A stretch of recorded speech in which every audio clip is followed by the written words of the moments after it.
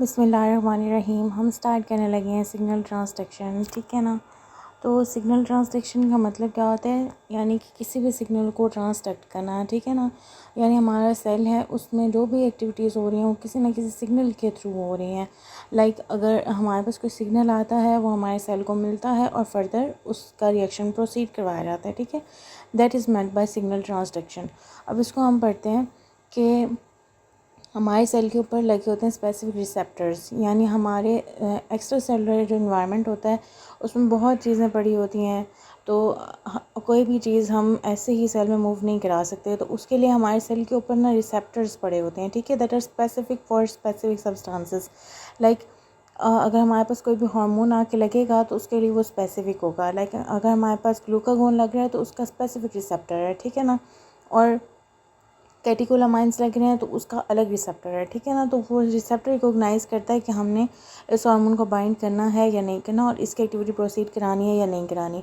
फ़र्ज़ किया अगर हमारे पास रिसेप्टर सबके लिए ही जनरल होते तो एट अ टाइम जहाँ पे हमें ग्लूकागोन की ज़रूरत है उस टाइम पे आके कोई और स्टेरॉयड हार्मोन उस पर लग जाता और वो अपना प्रोसीड कराना शुरू कर देता काम, हमें ग्लूकागोन का काम ना मिलता उस वक्त, ठीक है ना। तो इसलिए रिसेप्टर्स को स्पेसिफिक रखा गया ताकि जिस वक्त हमें जिस एक्टिविटी की ज़रूरत है वो हार्मोन आके बाइंड करे, ठीक है। तो hormone bind to their specific receptor. तो हार्मोन जो हैं वो अपने स्पेसिफिक रिसेप्टर से बाइंड करते हैं और फर्दर सिग्नल को ट्रांसडक्ट कराते हैं, ठीक है ना। यानी अपने सेल के अंदर, हमारे सेल के अंदर फर्दर जो काम होता है उसको कराते हैं, ठीक है। रिसेप्टर के पास जो अब जहाँ पे हार्मोन आके लगे उस रिसेप्टर के पास दो डोमेन्स होते हैं, यानी दो जगह होती हैं उसके पास। एक उसके पास होता है recognition domain, as we already said कि वो रिकॉग्नाइज़ करेगा अपने हार्मोन को, and the second one is coupling domain, कि उस हार्मोन को कपल करके और उसका सिग्नल ट्रांसलेट कराएगा, ठीक है ना। ठीक है, और उसके बाद कपलिंग जो है वो 2 वेज से होती है, यानी हार्मोन्स लगना 2 तरीके से हो सकता है, या तो वो एक्स्ट्रा सेलुलर वेज से हो सकता है या इंट्रा सेलुलर वेज से हो सकता है, ठीक है। दिस इज़ जहाँ पे हमारे पास अगर पॉलीपेप्टाइड या पेप्टाइड हार्मोन आ रहे हैं या कैटेकोलामाइंस आ रही हैं तो वो सेल सरफेस रिसेप्टर से बाइंड करेगा। यहाँ पे मैंने साथ में लिख दिया है, जस्ट अ मिनट,